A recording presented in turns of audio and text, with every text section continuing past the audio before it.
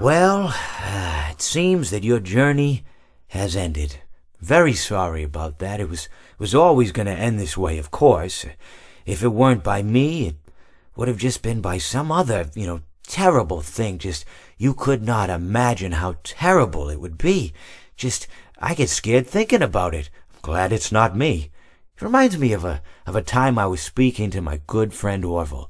We were sitting on a park bench watching the pigeons. I was on the left, he was on the... Oh, wait, was I on the right or left? Anyways, it doesn't matter. We were sitting on there watching the pigeons. And I said to Orville, "Friend, those birds are frozen." And he kind of looked at me like I'd lost my mind. But I reminded him that it was winter, and often birds will sit in a tree until they freeze.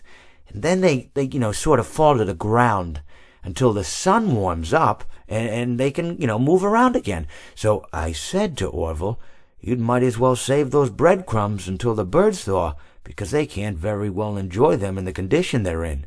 To which he asked what I meant, and asking what condition the crumbs should be in before he threw them to the birds, assuming that I meant the birds couldn't enjoy the breadcrumbs in the condition that the crumbs were in, when in fact I had meant the birds could not enjoy them in the condition that the birds were in, considering that the birds were frozen. So he took a moment and then threw his last handful onto the ground. I said to him, "Orville, why did you throw the breadcrumbs to the birds when I just told you they're frozen?" To which he responded, "The breadcrumbs are not frozen." Again, misunderstanding my words. I didn't mean to say that the breadcrumbs were frozen when I said I told you they're frozen.